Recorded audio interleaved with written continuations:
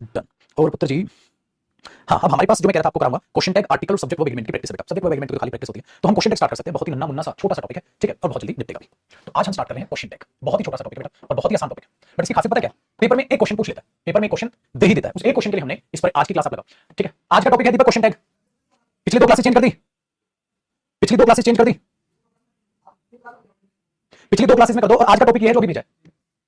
चलो चलो डन जी। लेकिन अभी ध्यान से सुनिएगा, क्वेश्चन एक बहुत आसान टॉपिक, बहुत ही ज्यादा आसान टॉपिक। किस तरीके से काम करता है, कैसे काम करता है, उन चीजों पे आप ध्यान दीजिएगा। क्वेश्चन टैग का आखिर मतलब क्या? बेटा टैग का मतलब क्या होता है? टैग का मतलब क्या? अब नए कपड़े लेके आते हो, उस पे टैग लगा होता है ना। Very good. तो ये क्या है? एक क्वेश्चन का टैग है, मतलब है तो टैग ही, बट एक क्वेश्चन का टैग। कैसा टैग है? इसका इंट्रोडक्शन देखते हैं। कई बार क्या होता है, हम अपनी साइड से कोई बात बोल देते हैं, जैसे वो बड़ा अच्छा इंसान है ना, है ना। तो याद करो जरा हमारा हेरा फेरी वाला दौर, और वो कहता है ना, कहता है 25 दिन में पैसा डबल। कहता भाई आता हूँ ना, बंगले पे पैसा लाता हूँ ना भाई। वो जाते जाते क्या बोलता है, आएगा ना? कहता हाँ भाई आऊंगा ना, भाई आऊंगा, पक्का आएगा ना? कहता हाँ भाई आऊंगा। बेटा वो क्वेश्चन टैग है। क्वेश्चन टैग का मतलब आप अपनी स्टेटमेंट को कंफर्म कर रहे हो। तो किसी भी स्टेटमेंट को कंफर्म करने के लिए आप एक छोटा क्वेश्चन पूछते हैं, उस छोटे क्वेश्चन को ही हम क्वेश्चन टैग कहते हैं। आपकी अरे साहिल, आपकी लड़ाई होगी, आपकी लड़ाई होगी, आपने दोस्त को बोला चल भाई साहब उसने मेरे को मारे, चलो सुमार के आते हैं। कहता तू पहुंच, बस मैं अपनी स्कूटी से आ रहा हूं। तो कहता भाई देख पक्का आएगा ना? हाँ, वो भी बेटा क्वेश्चन टैग है। मैंने बोला किसी भी इंसान का नाम लेके मैंने बोला महेश एक अच्छा इंसान है। हाँ, क्या नहीं है? क्या नहीं है? तो अपनी तरफ से मैंने एक स्टेटमेंट बोली, फिर सामने वाले का रिएक्शन मुझे वैसा कुछ लगा नहीं, तो मैंने सोचा कंफर्म कर लूं, ऐसा है ना भाई ये चीज। मैंने बोला ये जगह अच्छी है, रहने लायक है ना। तो जब हम बात बोलते हैं तो कई बार सामने वाला हमें सेटिस्फाई नहीं लगता। मैंने बोला महेश तो बहुत अच्छा इंसान है, सामने वाले ने थोड़ा मुंह बना लिया, तो आपको लगा शायद नहीं है, तो भाई पूछ लेता हूं क्या है। ये चीज है बेटा। तो एक क्वेश्चन होता है स्ट्रेट फॉरवर्ड क्वेश्चन, एक क्वेश्चन होता है बेटा स्ट्रेट फॉरवर्ड क्वेश्चन। सीधा सीधा क्वेश्चन पूछूंगा, सीधा क्वेश्चन पूछूंगा, क्या महेश अच्छा इंसान है? क्या महेश अच्छा इंसान है? मैंने सीधा सीधा आपसे क्वेश्चन पूछा, हाँ या ना, आप सीधा बता दो। और एक मैं बोलूं महेश अच्छा इंसान है, और आपका रिएक्शन मुझे लगा है ना, ये क्वेश्चन है। सो बेटा क्वेश्चन टैग और क्वेश्चन में बच्चा मेरे से कई बार पूछता है, सिर्फ फर्क क्या है? क्वेश्चन का मतलब मेरे बच्चे सामने वाले के दिमाग में पहले से था कि वो क्वेश्चन पूछेगा, सीधा क्वेश्चन पूछ लेता है, वो होता है बेटा क्वेश्चन, डायरेक्ट क्वेश्चन, सीधा क्वेश्चन पूछेगा। और बच्चा क्वेश्चन टैग होता है पहले वो एक बात बोलेगा, हाँ सामने वाला उससे सेटिस्फाई नहीं लगेगा, तो उस बात को वो कंफर्म करने के लिए छोटू क्वेश्चन पूछेगा, पूरा मामला थोड़ा दोबारा से रिपीट करेगा, उसको हम क्वेश्चन टैग कहते हैं, ठीक है। आइए जरा इस चीज के इंट्रोडक्शन को अब लिख लेंगे बच्चे, इस इंट्रोडक्शन को अब हम लिख लें, इस इंट्रोडक्शन को अब हम लिख लें। क्या इंट्रोडक्शन बना कि हमारे पास एक मेन स्टेटमेंट होगी, मतलब एक स्टेटमेंट होगी, आप कह लो एक स्टेटमेंट होगी बेटा। उस स्टेटमेंट को, ठीक है, टू कंफर्म, कंफर्म करने के लिए, टू कंफर्म, कंफर्म करने के लिए हम एक शॉर्ट क्वेश्चन पूछेंगे, छोटा क्वेश्चन पूछेंगे बेटा। हाँ मेरे बच्चे, इस शॉर्ट क्वेश्चन को ही, इस शॉर्ट क्वेश्चन को ही हम क्वेश्चन टैग कहते हैं।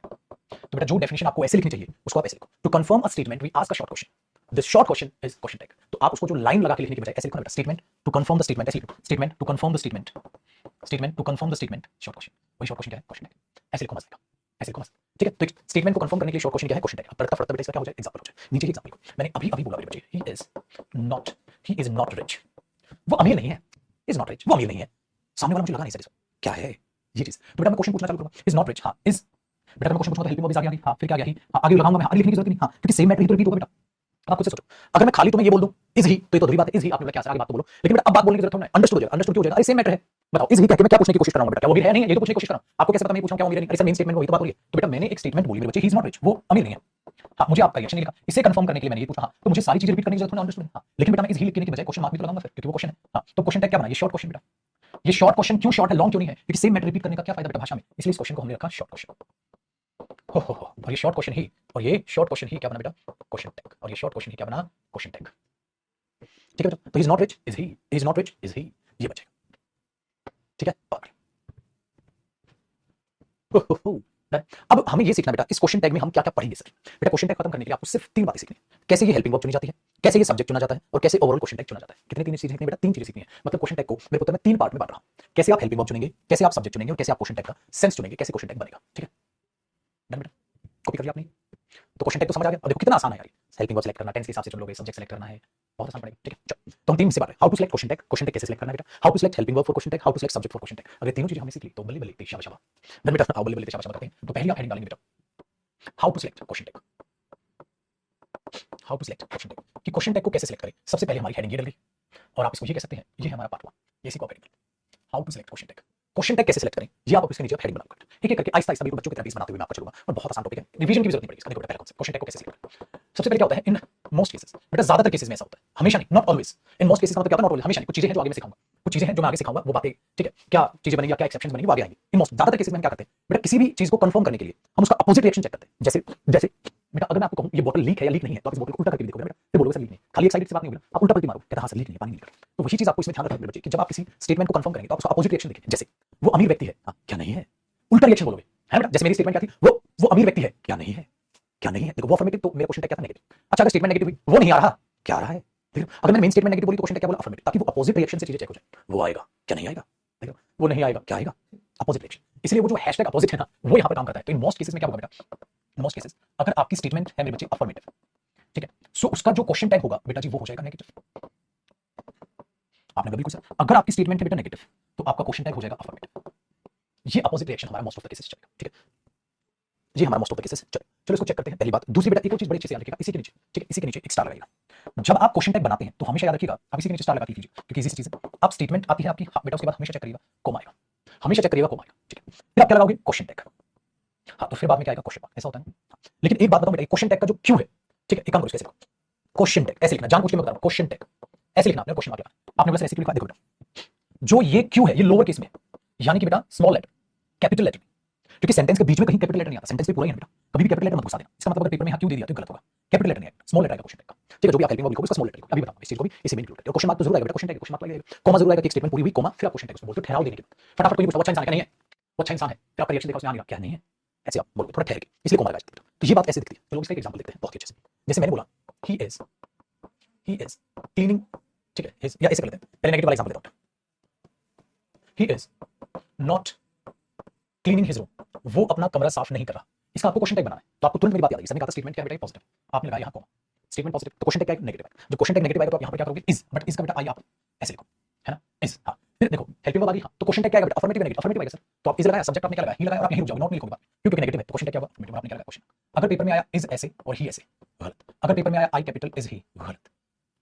ये क्या है, ये क्या है कि लोअर केस में होगा, क्योंकि सेंटेंस के बीच में कभी अपर केस नहीं आता, कैपिटल लेटर नहीं आता। तो when he is not cleaning his room is he. आपको फिर एक और बात सिखानी, अगर ये आ जाता शी इज, हाँ she is doing her work, वो अपना काम कर रही है, क्या नहीं कर रही है, ठीक है। अब आप उसको लिखो,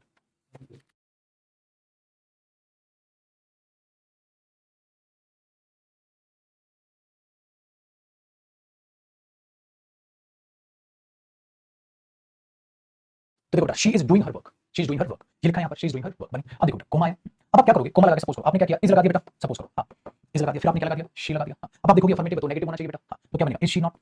अब कई बच्चे कह रहे हैं इज नॉट शी, पागल हो गए क्या, इज नॉट शी। इंटरोगेटिव में क्या होता है बेटा, हेल्पिंग वर्ब आती है, फिर जब बाद में नोट आता है, क्या गलती नहीं, ये बना। आप क्या लगाओगे बेटा, क्वेश्चन मार्क, आगे तो नहीं लिखोगे ना, doing her work, is she not doing her work, understood, आगे पूरा लिखने की जरूरत नहीं बेटा, ठीक है। आप इतना लिखोगे, हाँ। अब आप इसको बॉक्स में डाल दोगे, हाँ। लेकिन क्या होगा बच्चे, इंग्लिश लैंग्वेज में इसका भी शॉर्टकट है, इंग्लिश लैंग्वेज में इसका भी शॉर्टकट। अच्छा इसका भी क्या शॉर्टकट है कि इज शी नॉट, आप इज और नॉट को जोड़ दो, आप इज और नॉट को जोड़ दो, जब आप इज और नॉट को जोड़ दोगे तो इजंट बनता है ना, आप उसको लिखते हो। सो बेटा इज और नॉट को जोड़कर शॉर्ट फॉर्म बनाई जाती है इजंट, और उस पर लगाया जाता है रेज्ड कोमा, इसको बोलते हैं बेटा, ये अपोस्ट्रोफी नहीं होता, अपोस्ट्रोफी तो पोजीशन दिखाता है बेटा। राम की गाड़ी, जब आप ये कहते हो ना, देखिए एक बात बताओ, मैंने बोला रमन कार, रमन की गाड़ी, हाँ तो ये जो होता है बेटा इसका नाम होता है अपोस्ट्रोफी। क्या होता है बेटा इसका नाम, अपोस्ट्रोफी, अपोस्ट्रोफेस, अपोस्ट्रोफी। लेकिन ये अपोस्ट्रोफी कोई पोजीशन थोड़ा दिखा रहा है कि इसका है टी या इजन का है टी, इसलिए जो इस पर लगता है बेटा इसको बोलते हैं रेज्ड कोमा, उभरा हुआ, उठा हुआ कोमा, इसको बोलते हैं रेज्ड कोमा, जो शॉर्टकट के लिए बनाया जाता है, रेज्ड कोमा। तो कई बार बच्चा सोचता है दिखते तो सेम है सर, दिखते तो सेम है, दोनों ही अपोस्ट्रोफी बोल देते हैं बेटा, ये होता है रेज्ड कोमा, ये होता है अपोस्ट्रोफी। अपोस्ट्रोफी क्या करता है मेरे बच्चे, ये पोजीशन दिखाता है। पोजीशन क्या होता है बेटा, अधिकार, का की, हिंदी में का की, राम की कार, राम के पिता, ठीक है, ये बात करता है। तो यहां बनता है बेटा ये अपोस्ट्रोफी का की। अब समझिए she is doing her work, वो अपना काम कर रही है, इजंट शी, तो हमने इसको जोड़ा, बन गया isn't she. Haven't, doesn't, don't, है ना, हैडंट, डिडंट, इस तरीके से आप इन चीजों को करके, और हमको सिलेक्ट हेल्पिंग वर्ब में मैं अलग से सारी लिखवाता हूं आपको, बिल्कुल बेफिक्र। तो she is doing her work isn't she, ठीक है बेटा। तो यहां पर हमने ये चीज बोलते हैं, तो आहिस्ता आहिस्ता हम सीखते चले जाएंगे, ठीक है, सारी चीजों को। तो क्या बना बेटा, ये हो गया, ठीक है, affirmative negative, negative affirmative, statement question, copy हुआ यहां तक। चलो फिर अगला एग्जांपल लिखवा देता हूं आपको, यहां तक कॉपी करो, ठीक है बेटा। चलो अगला एग्जांपल लिखो, अगर मैंने बोला they have painted the room, उन्होंने वो कमरा पेंट कर दिया है, they have painted the room, they have painted the room, उन्होंने वो कमरा पेंट कर दिया। तो आप खुद से सोचो बेटा, they have painted the room, अब हैव हेल्पिंग वर्ब बेटा, दे सब्जेक्ट, तो आप इसको क्या करोगे, आप करोगे सर हैव आ गया, हाँ हैवंट कर दोगे बेटा, फिर आप लगाओगे दे, हैवंट दे। अगर आपने हैवंट ऐसे किया कैपिटल से तो मेरे से पिटोगे, गलत, ठीक है। चलो ठीक है, याद रहेगा आपको, हैवंट दे, ठीक है बेटा। तो कई बार एरर में भी तो आएगा, हैव दे लिख देगा, एरर में क्या लिख देगा बेटा, हैव दे, एरर में भी आएगा question tag, fill in the blanks में फाइंड करना, और एरर में भी आएगा गलत, ठीक है बेटा। ऐप अपडेट हो रही है, जैसे ही हो जाएगी चीजें अपने आप ठीक हो जाएगी।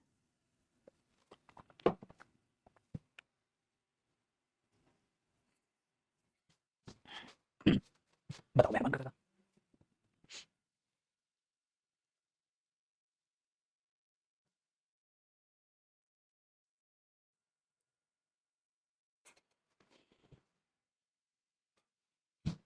चलिए अब नेक्स्ट कॉन्सेप्ट की बात करते हैं बेटा।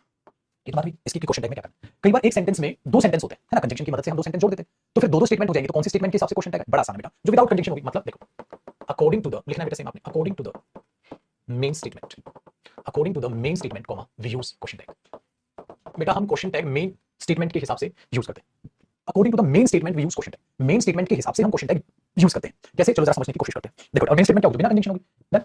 जैसे मैंने बोल दिया he will buy a new car if he has money, अगर उसके पास पैसा है तो एक नई गाड़ी ले लेगा। बताओ बेटा इसमें मेन स्टेटमेंट कौन सी है? If he has money. नहीं नहीं नहीं, जो विदाउट कंजंक्शन होगी वही तो मेन स्टेटमेंट होगी। इसमें बेटा मेन स्टेटमेंट ये है, मैंने पहले आपको मेन स्टेटमेंट कहो या मेन क्लोज कहो, है ना।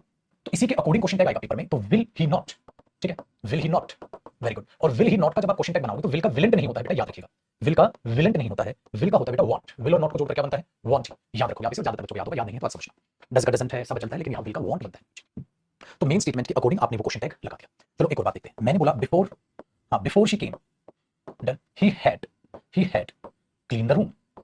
उसके आने से पहले वो रूम साफ कर चुका था। तो कई बार बच्चा रट लेता है कि जो आगे होती है वो मेन स्टेटमेंट होती है। नहीं पागल, धोखा भी हो सकता है। आगे तो उसने कंजंक्शन वाली बात लिख दी बेटा, बिफोर तो कंजंक्शन है, तो ये तो कंजंक्शन वाले साथ की बात है, तो मेन स्टेटमेंट ये तो नहीं बनी। इसमें मेन, ये तो टाइम स्टेटमेंट है, टाइम ये है मेरे बच्चे, इसमें मेन स्टेटमेंट। तो हो सकता है मेन स्टेटमेंट बाद में दे दे, तो बिल्कुल भी चतुराई दिखाने की कोशिश ना करें, अपनी बुद्धि का प्रयोग करें, ठीक है। रटना नहीं है मेरे बच्चे, ठीक है। तो आपने यहां पर बोला, हैडंट ही, क्वेश्चन मार्क है। इंटरेस्टिंग।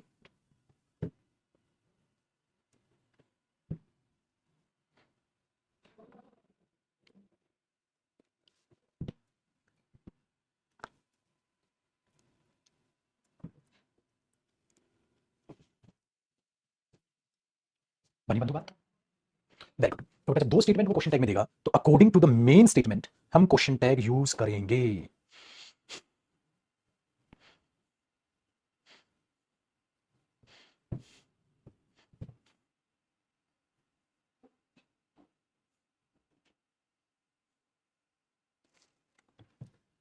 चलिए आगे की बात करते हैं। बिल्कुल। अब अगला कॉन्सेप्ट क्या है? अगला कॉन्सेप्ट ये है बच्चे कि नेगेटिव स्टेटमेंट में आप पता है, नेगेटिव अगर स्टेटमेंट होगी तो क्वेश्चन टैग उसका अफर्मेटिव आएगा। लेकिन बेटा एक स्टेटमेंट को नेगेटिव कौन शो करता है? क्या खाली नोट ही स्टेटमेंट को नेगेटिव शो करता है? नहीं। याद रखिएगा, नेगेटिव स्टेटमेंट, ठीक है, आप जानते हैं बेटा उसका क्वेश्चन टैग क्या आएगा? अफर्मेटिव। आप सबको पता है नेगेटिव स्टेटमेंट है तो उसका क्वेश्चन टैग क्या आएगा? अफर्मेटिव, है ना, अभी भी बताया मैंने। लेकिन बेटा नेगेटिव स्टेटमेंट किससे नेगेटिव शो हो सकती है? वो स्टेटमेंट नेगेटिव शो होती है बेटा नेगेटिव वर्ड से। वो नेगेटिव वर्ड कौन कौन हो सकते हैं बेटा? वो नेगेटिव वर्ड अपने आप में नेगेटिव कोई सब्जेक्ट भी हो सकता है, या मेरे बच्चे अपने आप में वो नेगेटिव एडवर्ब्स भी हो सकती है। कौन कौन सी? आ जाओ देखो। अगर सेंटेंस में आपको नोबडी दिख जाए, नोबडी, नथिंग, ये बेटा नेगेटिव तो है। नथिंग, नोबडी, नो वन, ठीक है, नन, ये नेगेटिव तो है। तो सारी वर्ड लिखवा दूं, अपने आप याद हो जाएंगे तो आपको। तो आपने लिखा सर नोबडी, हाँ, नथिंग, हाँ, नो वन, हाँ सर नेगेटिव, ठीक है, कोई भी नहीं बेटा। नीदर, नीदर का मतलब है दो में से कोई भी नहीं, ये भी नेगेटिव। नीदर का मतलब होता है दो में से कोई भी नहीं, ये भी नेगेटिव। बेटा फ्यू का मतलब होता है ना के बराबर, नेगेटिव है। किसमें? काउंटिंग में ना के बराबर, नेगेटिव। वेरी फ्यू, बहुत ही ना के बराबर, ये भी नेगेटिव। लिटिल, मात्रा में, क्वांटिटी में ना के बराबर। तो लिटिल और फ्यू में फर्क होता है, काउंटेबल नाउन के लिए यूज होता है, अनकाउंटेबल के लिए यूज होता है। लिटिल, हाँ, वेरी लिटिल, बहुत ही ना के बराबर, बेटा ये तो नेगेटिव जो है अपने आप में शो करेंगे अपने आप को। Very good. तो जो हो सकता है मैं लिखवा दूंगा, अपनी बुद्धि का इस्तेमाल ना करें आप। So nobody, nobody, nothing, no one, none, neither, few, very few, little, very little. आपने कहा सर ये तो नेगेटिव बन रही है, ये तो नेगेटिव बन रही है, ठीक है। एक ने अनलेस कह दिया, मैं कह रहा हूं या तो नेगेटिव सब्जेक्ट होगा, नेगेटिव क्लोज होगा। अरे अनलेस वाली तो वैसे भी क्लोज मिल जाएगी महाराज, इसलिए तो अपना दिमाग बंद होगा, लिख लो कोई, लिख लो, ठीक है। ये आगे। अब ऐसे में ही आप क्या पढ़ते हैं बेटा? नेवर।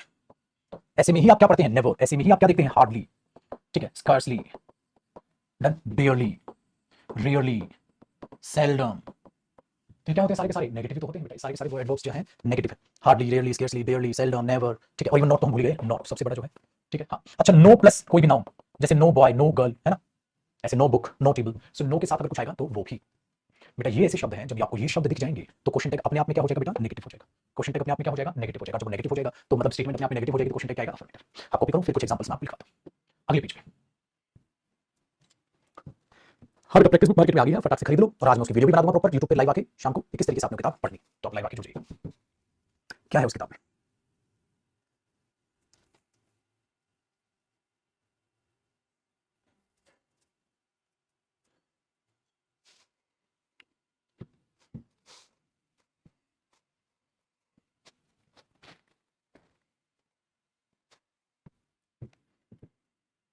ठीक है, चलो देखो।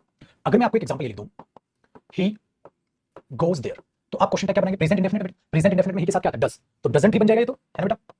डजंट ही बन जाएगा। तो ही गोज देयर का क्या बनेगा बेटा? डजंट ही। क्यों? क्योंकि गोज देयर कौन सा टेंस है? Present indefinite. और क्वेश्चन टैग में हमें हेल्पिंग वर्ब चाहिए, ठीक है। तो हमने क्या निकली? हेल्पिंग वर्ब क्या थी? प्रेजेंट इंडेफिनिट में डज आती है बेटा, तो डज का डजंट कर दिया हमने, डजंट ही। कोई बड़ी बात नहीं, बहुत आसान था। लेकिन अगर ये हो जाए बेटा, ही नेवर गोज देयर, अब आप पेपर में पहचान के नेवर है भाई, नेगेटिव है। अगर नेगेटिव है तो अब आप यहां पर देखोगे बेटा, नेगेटिव बन गया तो आप यहां पर डज ही लिखोगे। अब एग्जाम में डजंट ही अगर आके आपको दिख जाएगा, एरर में भी आएगा बेटा क्वेश्चन टैग, डज ही ऐसे दे देगा एरर में, तो आप बोलोगे ये गलत है, ये सही है, ये गलत है, ये सही है, ठीक है। ऐसे ही आ जाए बेटा, शी, हाँ, seldom, she seldom helps them, मतलब ना के बराबर उनकी मदद करती है, तो आपने डायरेक्ट बोला डज शी,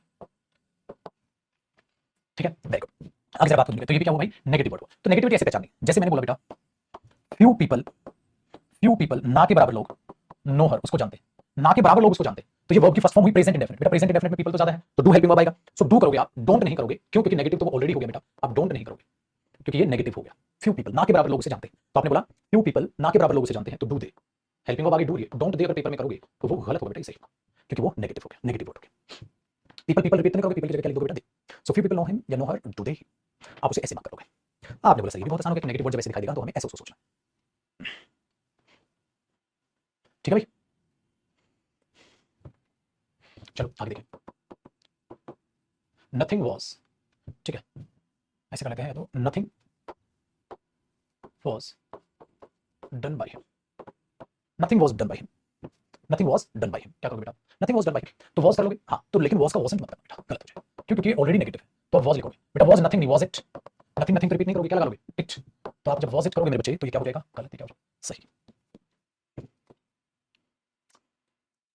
लिटिल का एग्जांपल जी बिल्कुल लो बेटा, डन है भाई।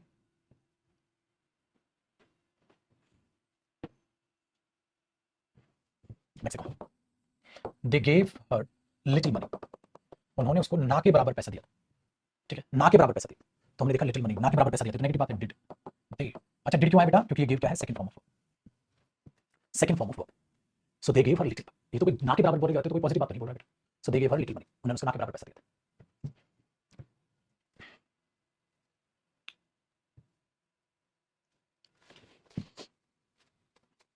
इस तरीके से याद रखिएगा बेटा कि ये जो नेगेटिव वर्ड्स हैं ये भी नेगेटिव मीनिंग देते हैं, और बहुत सारे एग्जांपल्स आगे भी आएंगे जब मैं सब्जेक्ट चार्ट में सिखाऊंगा, ठीक है, इनके बहुत सारे एग्जांपल्स और आगे भी आएंगे। धन्यवाद। कॉपी हो गया हो तो अगले पॉइंट पे बढ़ते हैं। जी बच्चे आइए, अगला जो कॉन्सेप्ट है वो है बेटा इंपेरेटिव सेंटेंसेस का। भाई अब तक आपने क्वेश्चन टैग जाना, क्वेश्चन टैग में आप अच्छे खासे माहिर भी हो गए। अगला है बेटा इंपेरेटिव सेंटेंसेस। इंपेरेटिव सेंटेंसेस, जो इंपेरेटिव सेंटेंसेस होते हैं वो बड़े कीमती हैं बेटा, उनका क्वेश्चन टैग बड़ा डिफिकल्ट होता है, तो इसको बहुत ध्यान से सुनिए।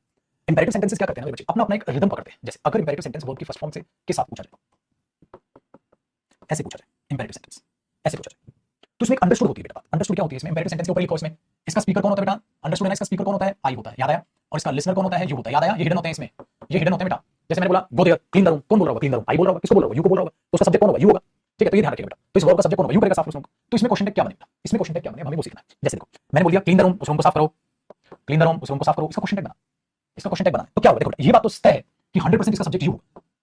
अब बस हेल्पिंग वर्ब सोचिए, क्यों बेटा, यू क्यों, अरे यू तो बोल रहा हो, इस रूम को साफ करो, तो वो यू करेगा कि नहीं करेगा, यू से पूछोगे, हाँ यही है मेरे बच्चे, हाँ बहुत जबरदस्त कहा। तो आप क्या करते हो, इस रूम को साफ करो, तो ये कोई टेंस तो है नहीं, तो अब तक क्या करते हैं आप, हेल्पिंग वर्ब बेटा टेंस के हिसाब से छाट रहे थे। अब तक आप क्या करते हैं मेरे पुत्र, जो हेल्पिंग वर्ब है वो टेंस के हिसाब से आप छाट रहे थे, भाई जैसा टेंस है वैसे हेल्पिंग वर्ब, पास्ट इंडेफिनिट है तो पास्ट इंडेफिनिट की हेल्पिंग वर्ब, प्रेजेंट इंडेफिनिट है तो प्रेजेंट इंडेफिनिट की हेल्पिंग वर्ब, ठीक है, तो टेंस के हिसाब से आप हेल्पिंग वर्ब छाटने लग रहे थे।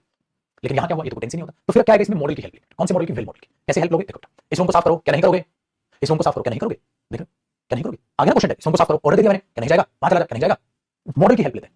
और इसमें बेटा दोनों बातों से आप कंफर्म करते हैं, जैसे इस रूम को साफ करो, क्या नहीं करोगे, क्या करोगे, दोनों से कंफर्मेशन आती है। वहां चले जाओ, क्या जाओगे, कंफर्म हो रहा है, वहां चले जाओ, क्या नहीं जाओगे, कंफर्मेशन ले पा रहे हो, तो नहीं जाओगे मतलब ये पॉजिटिव, तो आप वांट यू बेटा, वांट यू या विल यू, इसमें दोनों सही हो जाते हैं, बट पहली प्रायोरिटी वांट यू और दूसरी प्रायोरिटी विल यू को मिलती है। मैंने इसीलिए आपको स्टार्टिंग में लिखवाया था बेटा, इन मोस्ट केसेस, ज्यादातर केसेस में ऐसा होता है कि स्टेटमेंट अफर्मेटिव तो क्वेश्चन टैग नेगेटिव और स्टेटमेंट नेगेटिव तो क्वेश्चन टैग अफर्मेटिव, ज्यादातर केसेस में ऐसा होता है, लेकिन हर एक में नहीं। क्यों हर एक में बेटा, वो एक्सेप्शंस तैयार करते हैं इंपेरेटिव सेंटेंसेस, क्योंकि इंपेरेटिव सेंटेंसेस भावनाओं को दिखाते हैं, भावनाएं आपको समझनी, तो कोई प्रेजेंट इंडेफिनिट टेंस नहीं है, डोंट यू और डू यू कर दोगे, समझ में आई बात, तो डोंट यू डू यू मत कर देना पेपर में आप पागलों की तरह, क्योंकि इंपेरेटिव सेंटेंस को टेंस नहीं होते कि यहां प्रेजेंट इंडेफिनिट मान लो, इसको प्रेजेंट इंडेफिनिट टेंस है, पागल हो गए। You clean the room, present indefinite, present indefinite sentence होता है तो सब्जेक्ट से चालू होता है, तो वर्ब की फर्स्ट फॉर्म से चालू, तो इंपेरेटिव सेंटेंस, इंपेरेटिव सेंटेंस में क्या होगा बेटा, इंपेरेटिव सेंटेंस में क्या होगा कि डायरेक्ट वर्ब की फर्स्ट फॉर्म से स्टार्ट हो रहा है, तो उसके दो क्वेश्चन टैग है, वांट यू विल यू, तो यहां पेपर में आप क्या करोगे, वांट यू, पहली प्रायोरिटी वांट यू को ही दोगे, तो क्या होगा, clean the room, want you, ठीक है, चलो तो मैंने बोला गो देयर, वहां चले जाओ, वांट यू, क्या नहीं जाओगे, समझ में आ गई बात, क्या नहीं जाओगे, डन, ये होता है। चलो वॉश दिस कार, इस कार को धो दो, wash this car, want you, आसान हुआ, इस कार को धो दो, वांट यू, क्या नहीं धोगे। लेकिन अब आ जाए बेटा ये नेगेटिव इंपेरेटिव, नेगेटिव इंपेरेटिव में क्या होगा, ये तो पहला है, हाँ ये तो पहला हो गया, नेगेटिव इंपेरेटिव में क्या होगा, वो बेटा दूसरा पॉइंट, इस दूसरे पॉइंट को हम करेंगे पुत्र जी कल, तो अभी के लिए सफिशिएंट क्लास आपके लिए, ठीक है, इसको हम करेंगे बच्चे कल। तो अब क्या सेव कर दें आपका पुत्र, अब सेव कर देते हैं हम इसे क्वेश्चन टैग, स्लैंग तो पूरा हो गया आपका, एक काम करते हैं स्लैंग में सेव कर लेते हैं, स्लैंग का फाइल का नाम जो है बदल देते हैं अब क्वेश्चन टैग, ठीक है बेटा, चलो खुश रहो पुत्र, आबाद रहो, और अभी इंपेरेटिव सेंटेंस खत्म नहीं हुआ, अभी इसको और आगे भी पढ़ेंगे, आसान हो रही ना चीजें, तो छोटे छोटे टॉपिक्स इनको छोटी छोटी क्लास में रखते हैं।